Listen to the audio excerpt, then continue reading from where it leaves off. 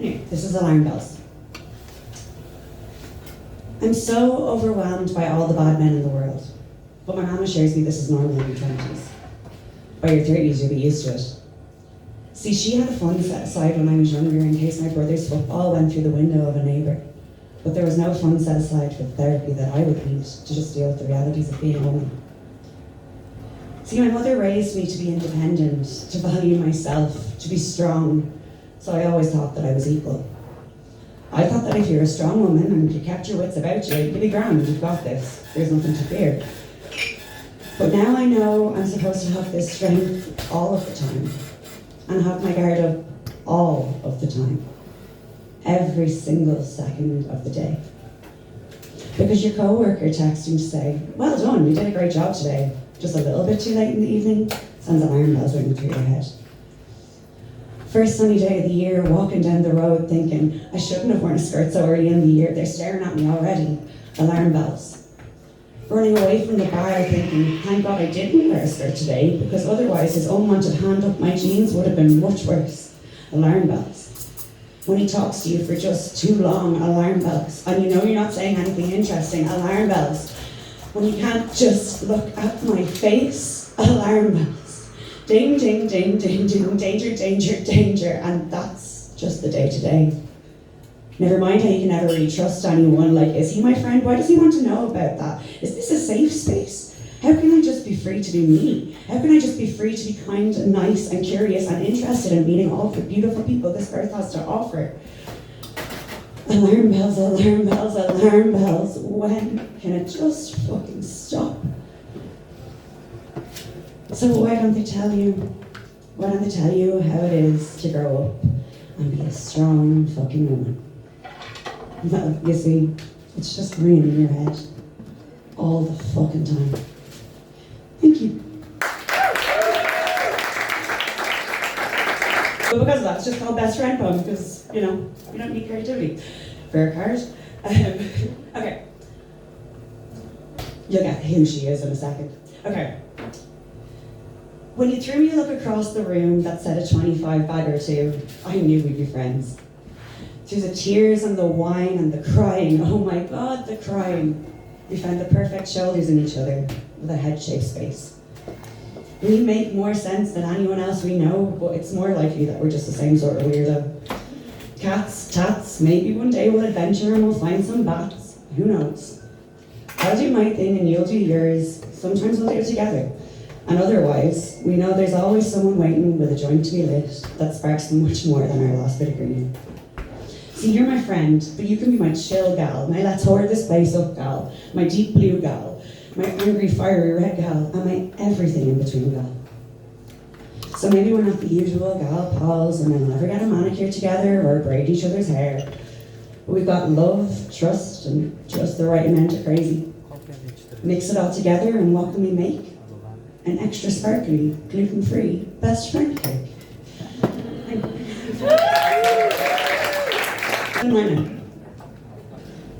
I see you walking 10 steps ahead of me, smiling because I'm near you. And your smile takes over your face too much for a kiss to be suggested. And really, it's sweet that you're so happy to see me, but I want to kiss you. See, we share these movie sequences of moments. It's not exactly time. You don't remember when I scratched my nose, but you do remember the song I played while I did it. Some choices carefully picked so as not to scare you with the deeper meanings within them. I'm paranoid to this extent because I was falling for you already.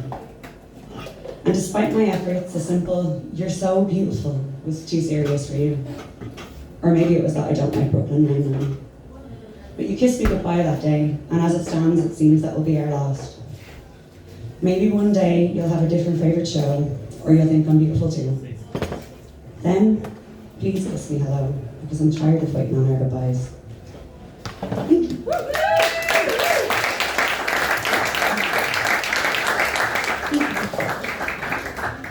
I recently moved away to Spain, and do you go to Spain and not fall in love with someone that you shouldn't? I don't know. Probably not. Not from any of those stories I've heard anyway. So this one is called, no, this one is 3 poems. It was called Nationality Trilogy, but seeing as it's going to be posted on the internet, I'm not going to say the nationality because it's too obvious. Anyway, Nationality trilogy. But there's three of them. Anyway, here we are. The first one is called Dream. I can dream of loving you until we're old, but I know it's just a dream. And I know it's not even a dream of you, because I don't even really know you. But for now, I can dream of loving the idea of you, and I can love this dream that I'm living with you. You don't have to have them done or because you know this video and stuff like, yeah, I'm going to Anyway, the second one now is called Aquí hasta bien. And if you don't know what that means, you're probably going to get what it means by the end, but that's fine. We seem very whole, is what she said to me. And I was overwhelmed by the sentiment, even though it was what I felt. It's not a problem for now, it's a problem for later. I hear in your weird Australian and other nationality that I'm not inserting here accent. But see, the thing is, maybe this was love at first sight. Because from the second I saw you, I knew I wanted to know you. And now I wish I knew you less, because with every word I'm falling harder. And I wish you didn't know me, because let's be real, I'm fucking perfect for you. And it's screaming, but we're not there yet. And who knows if we'll ever be. But I feel it, and I think you feel it too. Aquí hasta bien, for now.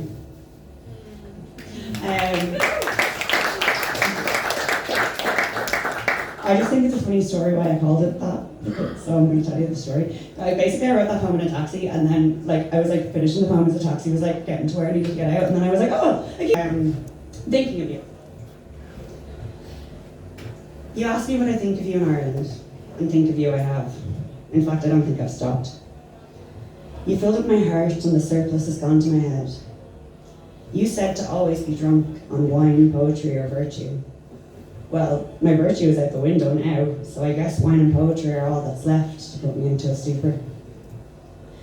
With flashes of your flesh and of your words, and your body that kept me warm on those not really that cold nights. Now that it's actually freezing, I wish your words could keep my fire burning. Very much a write poem, and it is called Birthday Cards. I always longed for your birthday cards. Truthfully, they were always even better than the presents, which is something that I've said before, never. It was the yearly declaration of how much you loved me, how grateful you were that I loved you. Your feelings were in ink as clear as day. Every surface was covered with the scrawls of programmers writing, angled and computed, yet still somehow dancing around whatever silly picture was on the front. You would reminisce about our past and make plans for our future. Dreams and memories full of love. You would say your time with me was the best of your life. I wonder if you think that now. I received your card in the post this morning, and I dreaded its arrival. I didn't know exactly why. Maybe I was scared of everything it would say, but actually I think I was more scared of everything it wouldn't. Negative space and too much white. You couldn't even make one page of the smaller than usual card look full, and I feel let down again. The dreams and hopes that we once had have been scribbled over. No plans to be made together, just hopes for well wishes apart. No love, now just from, as if I wouldn't know it was you.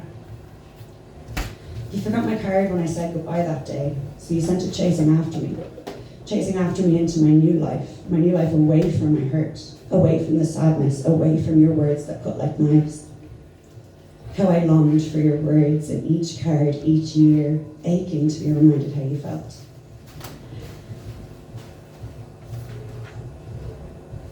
Because you could never really say it, but you could write it, and I could read it over and over again. When your words were allowed, they were too loud, and they weren't full of hopes and dreams, but accusations and judgments. You told me I spent too much time hoping for dramatic moments, so I don't live in the moment. So I told you, some things are just meant to be dramatic. And I guess you used to agree, because your cards were your yearly dramatic moment. Now, we have gone from teeny tiny letters, struggling to squeeze their way onto the card, to just 19 words in your largest font. Thank you.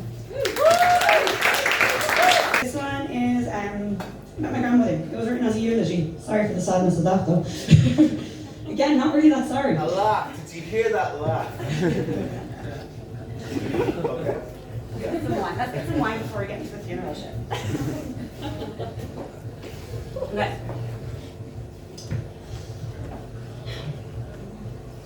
Cranberry burgers on a Friday, roast potatoes on a Sunday, always frozen but always the best. Chipper every Monday, a plain cheeseburger, a solid burger with cheese, and just a few chips. One birthday, chipper for Nanny and Chinese for me and my Uncle Brian. What's that queer thing you're eating? Days on Moore Street. Bring a head to the Kingfisher. 2 sausage sandwich please. Run down to the Euro shop there and get me some chocolate. Take some fruit there, love, but nothing that comes in a bunny.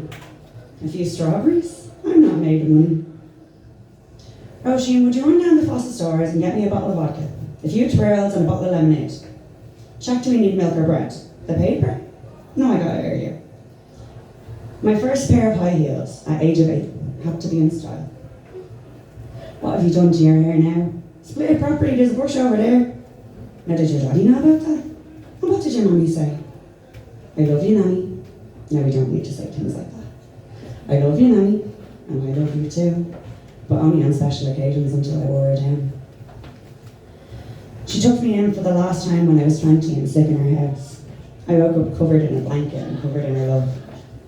She showed me her love in every card with the date written in the corner, every tenner slipped into my hand, every order to make a cup of tea, thinking it was for her, but really she was just making sure I had something.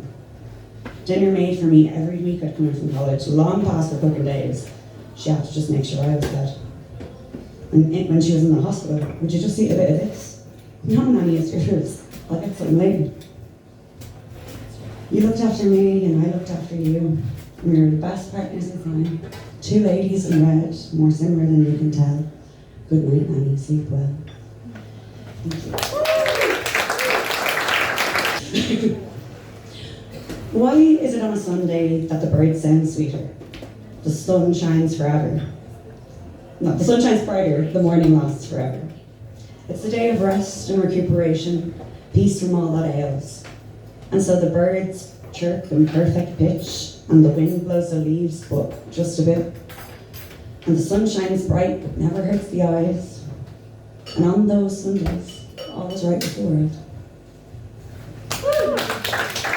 Very grateful that they exist, because it's an outlet for so many of us, and it brings joy to the people who aren't performing arts. And yeah, it's just such an integral part of our identity as a nation, and you know, fair play, Adam, because like seriously, our colour boundary has completely changed the whole open mic scene, and given so many opportunities to so many people, and you should be so proud of yourself.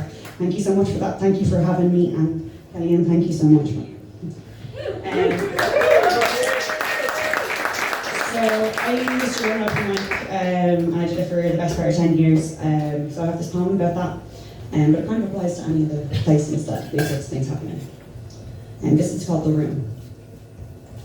The gurgle of the dishwater, the gurgle of the dishwasher, the whir of the till, the smile and the wave of new friends separated by a room of silent watchers. The ghosts of memories past haunt this room with exclusive emotions, filling every void of silence. Every awkward moment returned to that feeling of love and warmth. See, this room has felt more like my home for the past 4 years than any with a bed. This room has been filled with tears from terror, tears by the depth of my love. It has seen terror across my face when that love was given to others.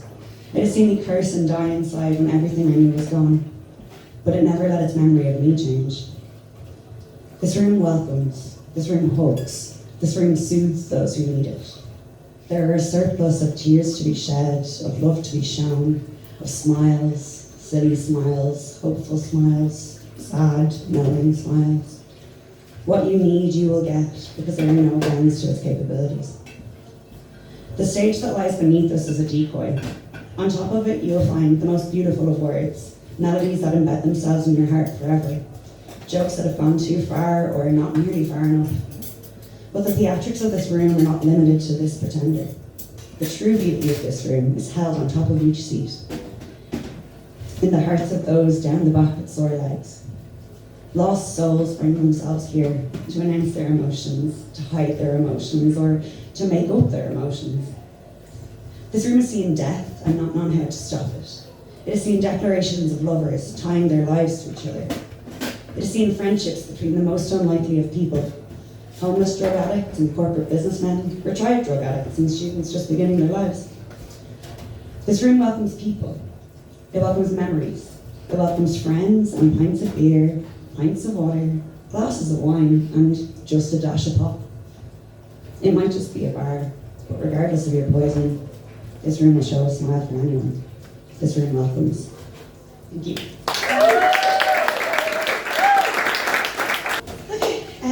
Now I'm going to finish on a poem that I just released a video for back on Bridges Day.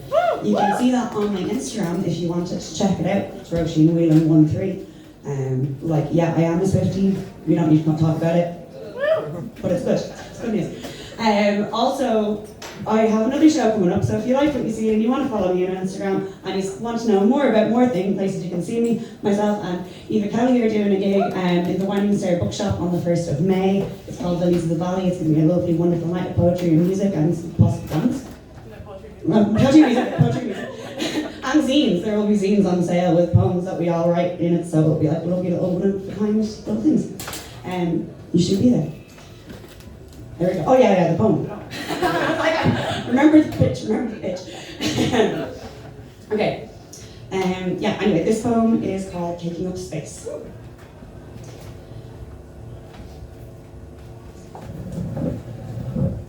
This poem is called Taking Up. Okay, got it. I am taking up space. I will take up this space and I will mark my shape. I will take my right to perform here and I will use it. I'm going to take up this space like I see the men, the strong women, and even the enemies do. I'm going to make this space mine and show my worth here. I'm going to stop apologizing. I'm going to stop apologizing for where my body is, for space that I couldn't get back even if I tried. I'm going to stop apologizing. I'm not sorry for being me, for being fucking deadly. I'm not sorry for being in the way. I'm not sorry for asking how was your day. And I'm not sorry for being late, because that's just who I fucking am. See, I have been angry for all of these years, and I have watched from below as person after person stepped on me to get to somewhere better. And I'm sick of it. I'm fucking sick of it. I'm sick of vouching for myself like the proudest feminist on the inside, but while on the outside still squishing myself into the society that just doesn't have room for me. You see, I'm just another woman with her woman opinion. I have been fact-checked so many times in meetings where men disregarded that I could know something for sure. So why would I ever think they'd believe me in any worse of a situation? See, I've needed to figure out how to get this off my chest, to put it out in the world and get it away from me. And I've tried and I've tried and I've tried to write it over and over again. But all that I know how to say is sorry. And how to take up less space. Be meek, quiet, not heard. Don't speak out of turn and don't make a fuss. Don't wear dark eyeshadow and dark lipstick. Don't draw off your legs when you're wearing your favourite look up top. Be kind and gracious. And learn how to trick them. Learn how to manipulate and lie, but only do it for safety. So I've spent all of my time trying to make myself less rapeable, less walkoverable, but while always being kind and nice and not affronting and polite. So I'm going to politely say, fuck off. Get fucked. I am sick of this shit. I am sick of being this person. I'm sick of being developed to be this person. So I'm going to take up this space, because this is my space. And I'm not going to be sorry that I took up your time or that you had to listen to my shit. Because my shit is worth hearing. So I'm going to take up this space. And I will take up all of this space. And I will demand that at this time, in this moment, it is about me. And you know what? It's fucking deadly. Thank you.